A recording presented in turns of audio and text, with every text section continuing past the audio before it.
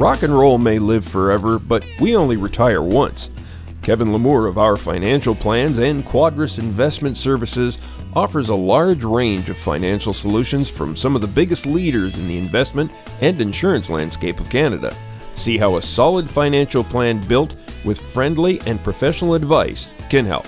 Find out more at ourfinancialplans.ca or give them a call at 705-949-1316. Hello, folks, and welcome to another episode of the Lonesome Cowboy Podcast. And today I have some different guests for you, where I usually have DIY artists who are doing their own everything, like myself.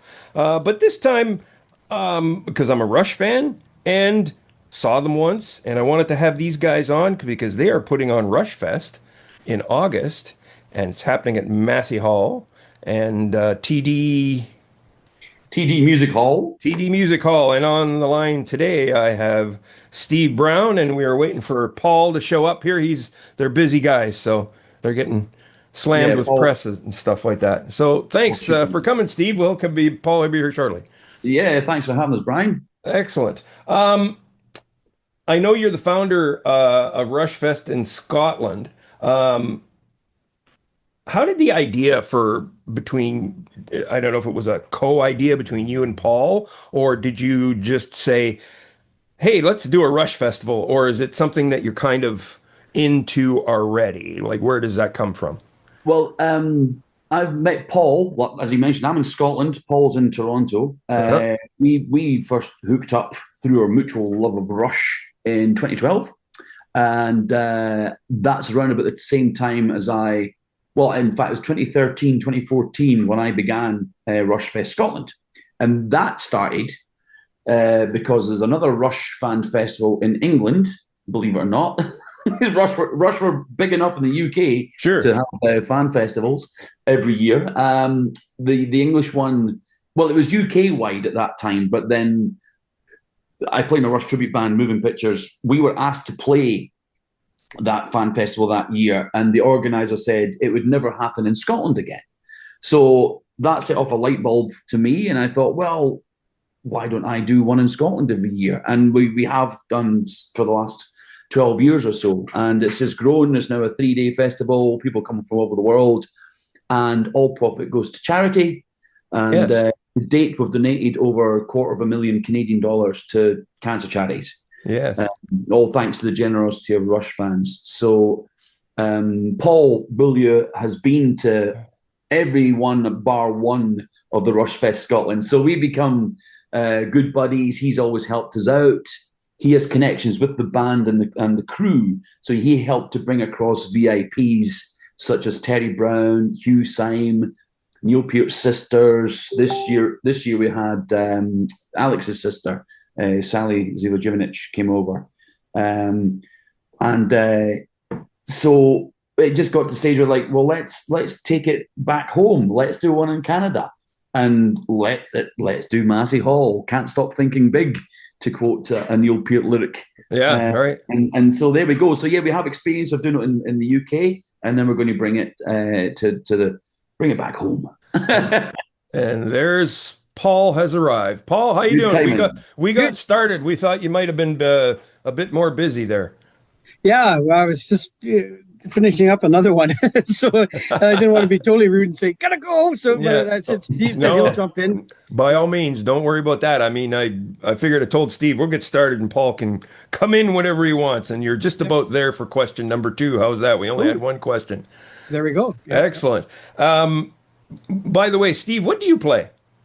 I play guitar. Oh, you're a guitar player. Okay. I've been a professional guitarist for over 30 years, mainly just pubs and clubs and weddings. That's what paid the bills. But I've done Rush tribute. It started off as a hobby, 2-3 gigs a year with friends. But in the last 2 or 3 years, I've now got the lineup that is like myself, can gig full time. So the Rush tribute band is now my full time job. Yeah. With occasional other gigs with other bands and on my own. Good stuff. And so it's mainly guitar. It is guitar in Moving Pictures. Yeah. So Paul and Steve, there's not too many bands that can have their own festivals, are there? I think Kiss might have tried it, but good old Gene probably screwed that up with all his monetization that he does. Yeah, yeah. So and I think Rush is Canada's greatest export. So what is it about Rush that makes them able to fill a 2-day or more festival? True. Well, it's the fans, isn't it? It's all down to the fans. Yeah. The fans have become a family. I mean, Paul, you saw them 115 times? 114 notes. 114, which is ridiculous. No kidding. I know. Brian was saying he caught them once when they played. So what city, what town was it they came to? 1977, the Farewell to Kings tour in Sault Ste. Marie. Sault Ste. Marie, yeah, okay. Very poorly attended, and I got hit in the shoulder with Neil Peart's drumstick. Oh, that's an honor. As it came through the smoke from the flash pots. Oh, Just as well didn't take your eye out. That'll be another good story. Yeah, I look at it that way, but yeah, I remember that's like being knighted, right? You're knighted. No kidding. You've been knighted. Rush knight. Yeah. Supposed to be a farewell to Kings. But anyway, very good, very good. I don't know. Maybe it's the fact that they're Canadian fans and we're just so nice, so that's why we kind of like to get together and have fun. That kind of thing. I'm not sure. All the fans over here there's only a handful of Canadians come over to the fan festivals here. Rush played the UK a lot. Dare I say it, more than Saint Marie? Probably. Yes, I would agree. That's why they built up a really great fan base in the UK and Europe. So that justified us. But Paul, you were involved in RushCon. RushCon, that was one of the first big fan festivals. And it ran from 2001 to 2016. And we would get 200-300 people out every year. And it expanded from a single day to a multi-day fan festival. Cool. But I think the reason behind it, the same with Steve's Rushfest Scotland, which is well attended and a 3-day event now, is Rush fans are we almost rabid? I would almost say we're almost rabid. It's like it's that's a good word. I like that. Yeah, Rush fans are Rush fans. I got interviewed when Rush got they found out they're going to be inducted in the Rock and Roll Hall of Fame. CBC came to my house and actually interviewed me, and they asked something, and I was on with who was the big guy from CBC, the anchor? Oh, I can't remember his name, but anyway, they asked me, okay, what was it Rush? I go, well, there's no part-time Rush fans. You're either a huge Rush fan or you're not a Rush fan, right? There's no part-time Rush fans. And they quoted that on the news, right? So, I love it. So, I mean, that's the one line I've always used just because I don't know where it came from, but it just came out and that's awesome. And they loved it and put it out. So I was on the national. Yeah, that's our big news that goes across Canada, right? So true. Thanks to Rush, on the national. Yeah. The last few years, I started to go overseas to see them from 2010. I've only seen them 15 times in total in my life, but obviously I would have tried to see more if I could. Sure. But the shows became, I would say, 50% of actually going to the show was the show itself, and an equal amount, another 50% would be the family element. Meeting friends and creating new friends and carrying on those friendships for decades. As is what's happened with me and Paul. And there's a family community thing going on. That's why we can do these fan conventions, festivals, call them what you will. There are quite a few around the globe. There's people that have met because of Rush and got married. I've heard that stories before. We know. One couple's coming from Scotland to Massey Hall. We know. Shout out to George and Pamela. All came across for that wedding. That was I stayed in a castle. It was pretty cool. Nice. Didn't get haunted. I was wondering if I was going to get haunted, but I managed. In fact, I played a farewell to Kings. I was playing guitar for them during the service, and as a guest for waiting, I just played a few guitar Rush riffs on the classical guitar. Yeah, that's awesome. So listen, guys, just a shot in the dark. Is it possible that any of the Getty or Alex might pop in and say hi? No. That's it. We have to state that right away. We have to unequivocally. We're pulling rule over anybody's eyes. This is a Rush fan event. They know about it. The lawyers know about it, and we're making very clear because we don't want people to come along with that impression. Right. This is a Rush fan event. We have their blessing. They're giving us items for the auctions and raffles. Their family members are coming, and we'll be getting on. Yes, that's fantastic. Paul will be chatting to them as well as Terry Brown and Hugh Syme. But for Alex and Geddy, like I say, there are a few of these events going on every year. And as much as they maybe want to get involved and say hi or whatever, it's like if they do it for one, they have to do it for everybody. And that's exactly what I was thinking. So they've already given us so much. So yeah. I thought I'd give you the opportunity to say no. Yes, exactly. You have to say it's a Rush fan event. Yes, a fan. There you go. Yeah. So with this lineup, you have some interesting musicians. I can't remember his first name. Moon was the last name. Jacob. Oh, Jacob. Yeah. I'm leery. I'm one of those Rush fans. Somebody does a cover, and I'm like, And but then I heard, what was he doing? Subdivisions. Yeah. I went, oh, yeah. And I'm a solo acoustic player, and I went, holy hockey puck. Yeah. Like, so have you ever seen Jacob do any of his own work? Or? No, I just watched him do that one song. He's got about at least 10 original albums out. No kidding. The guy is one of the loveliest guys on the planet. We brought him over a couple of years ago. Yeah. And well, as you might know, he's like an acoustic guitar. He does a lot of looping, right? Cover artist, and he uses a looper pedal system. And he's got an album, or at least one, maybe two albums of various covers. And the Subdivisions that went viral 2008, I think it was, when he did a version recorded on a rooftop in Toronto on YouTube, and that brought him to the Rush community. Yeah. And the darling of the Rush community ever since. He's played for Geddy and awesome. So good for them. He's going to be playing for us on the Friday night and the Saturday afternoon. Yeah. That's cool. So with this kind of interesting take on Rush songs, who are some of the other artists that are maybe showing up for this festival, and what kind of that have interesting takes on it? Do we have any others other than? Yeah, we have a guy named Adi Berg who rewrote Red Sector A, just a haunting version of it. His father was liberated from the concentration camps when he was 12 years old. Wow. He went into German barracks and took a violin with him.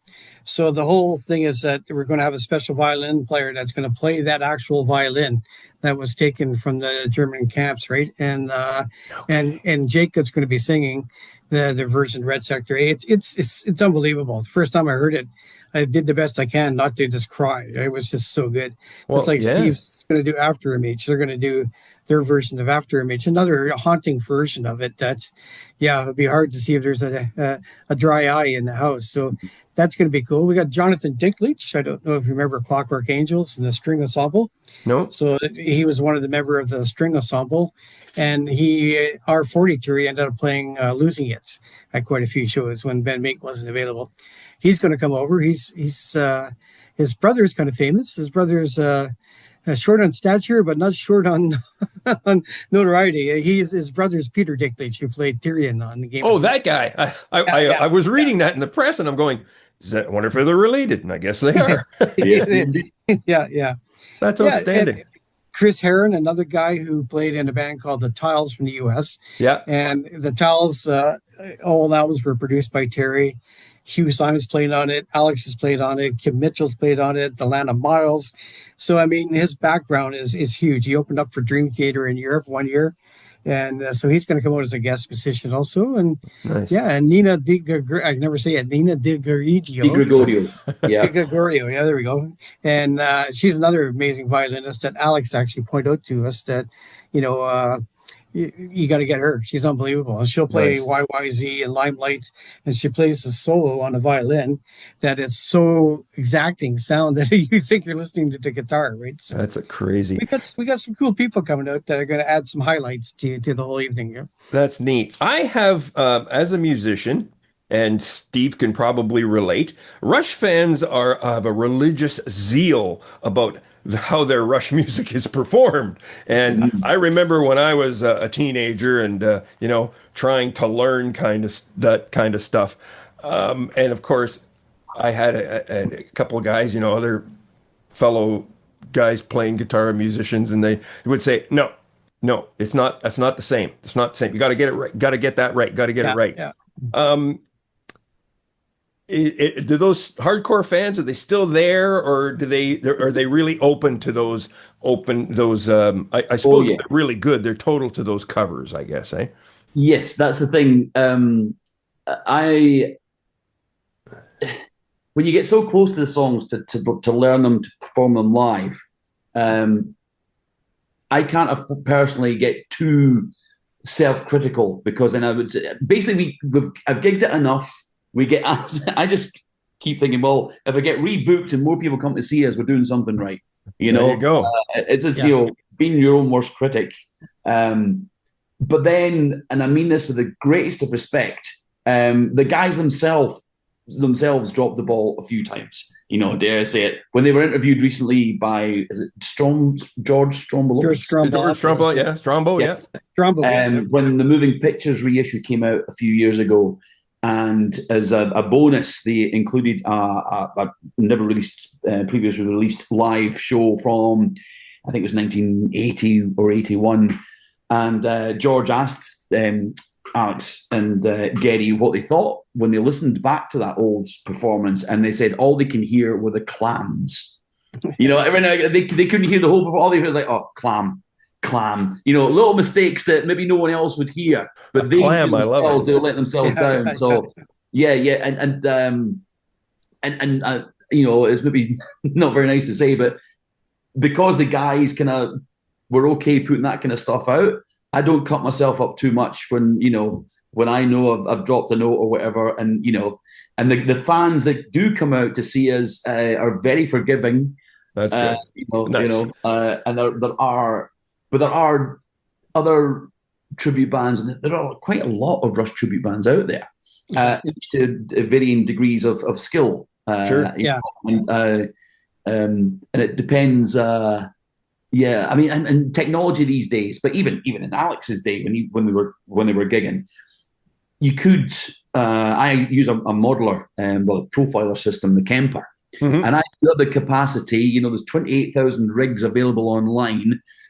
I could, if I wanted to, find the amp that Alex used on each album. So when I'm playing that song off that album, I'll use that amp. Sure. Yeah. Alex never did that. He would have his amp set up for that tour, and he'd find a good range of sounds using those amps for that each tour. Interesting. I've gone down that route, and I'm now actually, my main overdriven sound is from the 1977 Farewell to Kings tour, when he was using 100-watt high watts. Nice. I saw those. I love that sound. So my main set is based around that overdriven sound. There you go. Plus the choruses and flangers and fun there. So yeah, it depends how deep we have the technology, but it just depends. You want consistency across the whole evening.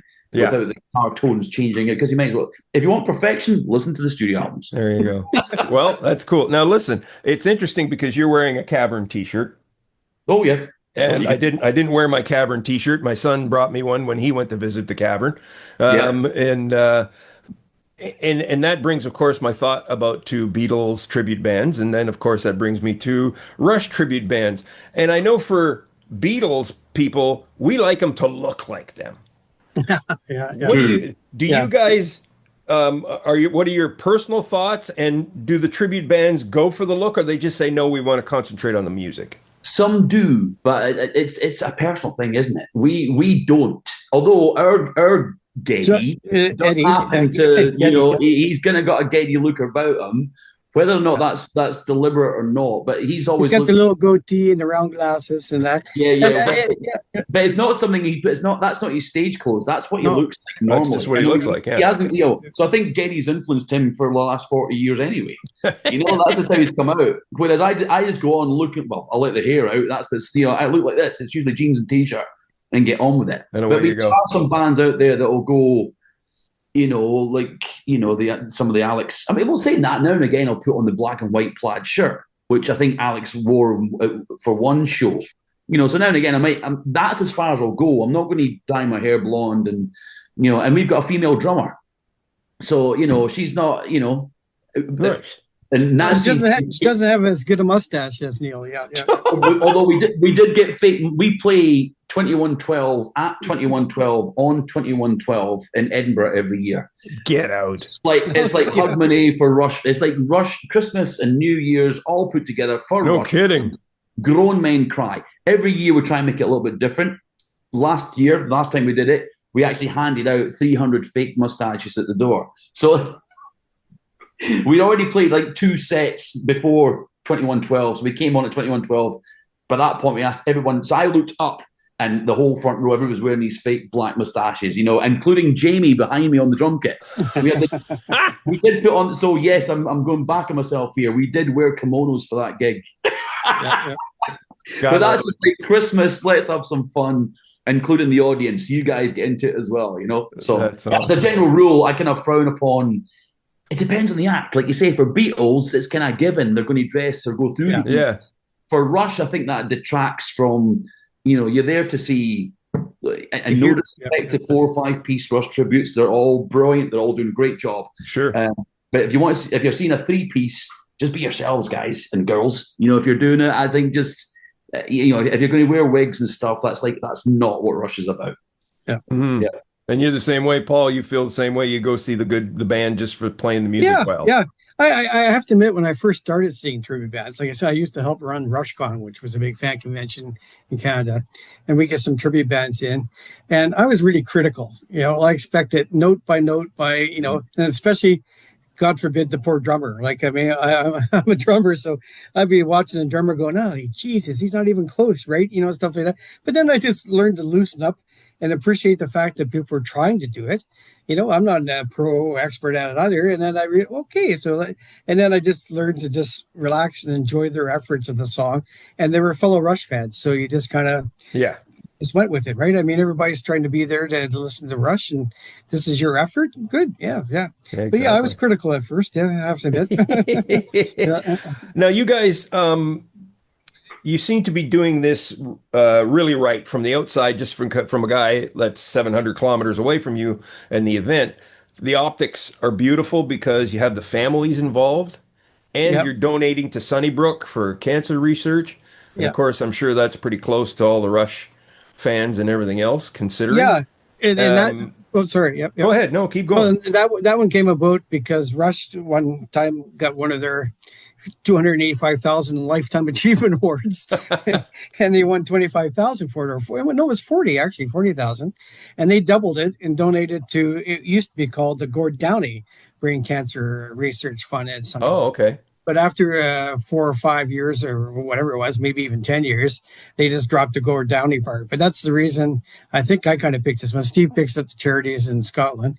They're always cancer. So I kind of went with this one just because, it's one that Rush did contribute to. And also it was Gord Downey before. So another, Canadian icon. So we figured, what better spot to give it to than Sunnybrook, who's one of the top research and top hospitals period in Canada, right? So exactly. Steve, do you when you have the fests in Scotland, do you also do donations to the cancer research there in the country? Yeah, it's we tend to change the charity every 2 or 3 years. It's always a cancer based. It was actually inspired by a friend of mine who's now sadly gone, taken by cancer. It was a girl who I was in a band with. We formed a rock band back in the 80s. And then we went our separate ways, but then we got back, we found each other again, and we reformed the band. We did one gig, and a month after our first gig, she was diagnosed with stage 4 breast cancer. Oh, jeez. And she passed away about 3 years later, only age 49. So rest in peace, Auntie. Right. So I always asked her to pick the charity. So in my mind, it would always be a cancer related charity in Scotland. Good stuff. Our latest one is fundingneuro.com, which is research into brain cancer as well, etc. Yeah, you did the teenage cancer. What was that? Teenage cancer. Yeah. That was close to Getty's heart, and that's the year Getty gave us a baseball signed by the whole band the night they got inducted in the Rock and Roll Hall of Fame. Nice. So it had RRHOF 13, and it had Alex Getty and Neil on there. And I brought that over to auction off. And the funny story there is, I guess I fell asleep when I woke up. The stewardess said, "You got a death grip on that thing." She goes, "I was going to move it so he didn't drop it." She goes, I couldn't move it. I said, "No." So this thing's worth a lot of money. So yeah. Don't you? And that raises a lot. That raises a lot of money that year. I think it raises about £3,000. Wow. But what we do is sort of big items like that. We'll put them do an online worldwide auction. It's more like a raffle. So like for $5 a ticket, all the money goes to the charity directly, and they get a number in the raffle, and then we draw it at the event. And as it turned out, the winner was in the room. He paid $20 for it, and he got the ball. He still has it. What was his name again? Richard Scott. If you look at this, every year we keep asking for it back. Come on, give it back to us. Put it back in, you know. But he says, no, the dog's still playing with it, man. So it's but that brought in over £3,000 that year for the charity on its own.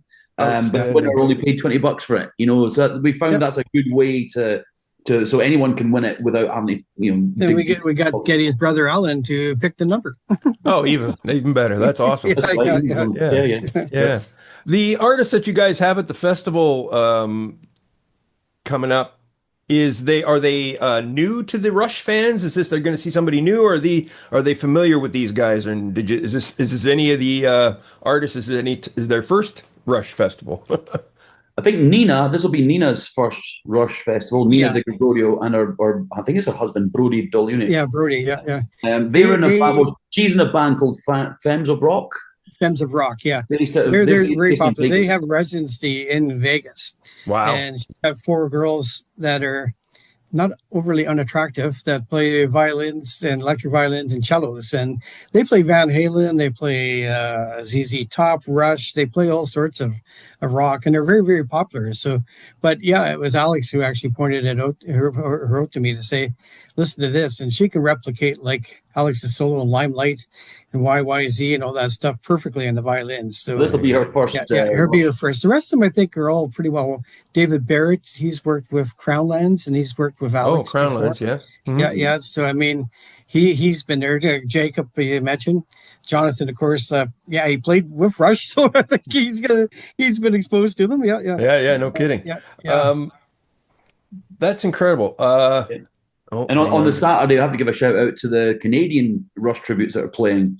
Permanent Waves, who great bunch of guys. Andy Narsing, they're Geddy. He's come to Scotland a few times. Him and his wife have been supporters of Rushfest Scotland. Cool. And when Moving Pictures played in Brazil last year at Rushfest Brazil, our Geddy couldn't make it. So I just gave Andy a call in Toronto, and within 10 minutes he went, yeah, I'm doing it. So I'll just hop on a plane down to Brazil, eh? You're making the connections, right? I'll meet you in Brazil. Let's play to 1,500 Brazilians some Rush together. You know, that was an incredible experience. I can only imagine those Brazilian audiences are just massive, and they move in one giant. Blah. This is it. But that's the thing. The Russian Rio DVD has become, Rush themselves didn't realize how big a fan base they have in South America. Yeah, and the drummer for Permanent Waves is Dave Lengeth, who plays with Kim Mitchell currently. Oh, okay. He's also played with Street Heart and Nickelback. What's that? Nickelback, Nelly Furtado. He's subbed in for Nickelback too. Yeah, Street Heart. A friend of mine is on the guitar player. A friend of mine is the guitar player for Street Heart. What's his name? Neil. Jeff Neil. Yeah. So when I was from Sault Ste. Marie. When I first started, I was playing in a band in Winnipeg, and we would always open up for Street Heart when they came. They played Winnipeg quite a bit, so I got to know the guys really well, including I met Matt Fournette recently because he was played with Loverboy. He left him and Spider left for Loverboy. Yeah. But I was good friends with them because we played with them all the time. And sometimes if their drummer couldn't make it, I knew all the songs, so I'd sub in and play with it. So Street Heart was one of my favorite bands. And so Dave's a monster drummer and respected by everybody. 2112, another band coming from Hamilton, and they're great and they're so supportive. Like they're just and 2112 are going to play the full All the World's a Stage set. Yeah, I saw that. That's going to be the Saturday in this smaller TD Music Hall, but it's still within the Massive Hall building. Yeah. Okay, I got a question for Steve now because he's Scottish. So we got violins playing Rush music. We got. I know where this is going. You know what I'm going. Yeah, because those girls, you've seen the girls on the internet, in their nice little Scottish outfits, and they're playing rock music and metal and stuff like that. Steve, is there a bagpipe Rush tribute somewhere? You've thrown me the gauntlet now. That's my homework for next time. Yeah. Wow. You know what, Steve? I'll get your email from Eric, and I will send you when I find those girls. I know which one you're talking about. You know the ones I'm talking about. They're redhead. And they're not terribly unattractive either. Yeah. So they play rock music on bagpipes. Yeah. Oh yeah, they draw big crowds. Yeah. And there's two girls that play the harp too. Yeah. Have you seen the two girls that play the harp? Yeah, I know. They're unbelievable too. They do Rush songs. Like they're playing Rush on the harp, and they're amazing. Yeah. There is a band over here called the Red Hot Chili Pipers. Have you heard But they are incredible. They headline festivals over here, regular festivals, and they play Queen. They play heavy rock music on the bagpipes. I don't know if Rush is in their set yet. We'll work that one out. Yeah. Well, there you go. Something to shoot. It was YYZ on the bagpipes. You know. We did one year, Paul, if you remember. Did he play it? Remember the little guy in the Dreadnought in Bath? The Dreadnought, yeah. Lewis. His name was Lewis. First time we brought Terry Brown over, 2016. The actual interview room was one level up, and so everybody was sitting up there waiting for Terry. So we got Terry piped in. So this young guy, tiny little guy with a full regalia on, starts up the pipes down, and he walks up the stairs, and Terry Brown's behind him. Terry didn't have a clue what was going on. The grin on his face, everybody was cheering. He's like, "Wow, that's never happened to me before." But I'm sure Lewis did work out YYZ. He played YYZ I think he was playing on the pipe. Yeah. There you go. Well, I'll track down Lewis and get him to record that for you. There you go. I got a quick question for you. You said you're 700 kilometers, 700 miles from Toronto. Yeah, 700 Sault Ste. Marie. Oh, the Sioux. Okay. Yeah, the Sioux. Yeah, somebody mentioned the Sioux earlier in the interview, right? Oh, there you go. Yeah, exactly. They saw Rush for the first time and only time was in Sault Ste. Marie. That's Brian. That was me. Yeah. Yeah, and like I said, poorly attended. They never came back again. That was the worst part. That's what he said. Yeah. It's only our third interview today, Paul. That's all. Yeah, that's all. I forget to mention who else is from the Sioux. They're one of their best exports ever, I guess. Well, Phil Esposito, Tony Esposito. What else do you want? Ron Francis, Wayne Gretzky. Hang on now. He's he's lost a little favor here with his latest political alignment. Yes, you're quite right. I used to buy some of his wine, and I actually don't buy it anymore. And I asked you brought some of that over here one year, and it was absolutely disgusting. Yeah. Oh no, honestly. Scotch, Was it Scotch or bourbon or something? It was like, oh my, you actually brought that over in your carry. What the deuce were you doing with that stuff, man? Oh, I put my head down. Yeah. Okay, my last couple of minutes here, guys. Okay. Steve Brown, Paul Beaulieu. Yeah, I'm seeing I'm doing with the French accent, eh? That's good. That wasn't bad. Yeah. Beaulieu. Anyways, maintenant, call yes. My French accent. Well done. Anyways, thank you guys for coming on the program, and tell folks all about Rushfest in these last few minutes and tickets and where it's happening and anything else they want to find out. Go, Paul. Sure. Well, August 1st, Massey Hall. August 2nd, TD Music Hall, which is a new building in the back of Massey Hall. Tickets and information can be found at rushfestcanada.ca. And so we have like a little poster designed by Hugh Syme, and we have a list of the people for each day. And a little blurb below it, pointing out their websites and so on. And we have a link for the tickets. Tickets are through Massey Hall. So the link just takes you right to Massey Hall for the Friday or for the Saturday. That's where you can get that. And we're always posting new information. I'm going to be doing an auction pretty soon because I have guitars signed by the boys, Big Rick. So the whole band signed out. Billy Talent, Terry's other half's daughter's married to the lead singer, so that worked out pretty good. Yeah, because they usually don't, they're usually kind of like picky, but no, we got that signed. Rick Emmett signed a guitar for me. We're working on Kim Mitchell. And you talked to all these guys I've interviewed: Rick Emmett and Kim Mitchell and Jeff Neal. There you go. Yeah. Rick's a great guy, eh? Oh yeah. Fantastic. Yeah, so is Kim. They all are. Yeah. Well, that's fantastic, guys and folks.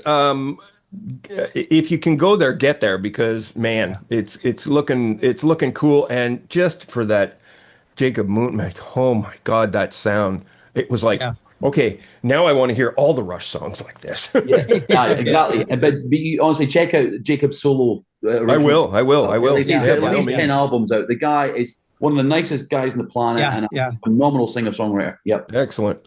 All right, gentlemen. Well, thank you so much for coming on the program, and we greatly appreciate it. And best of luck. I'll be watching. Thank you, Brian. Cheers, That's good. Yeah.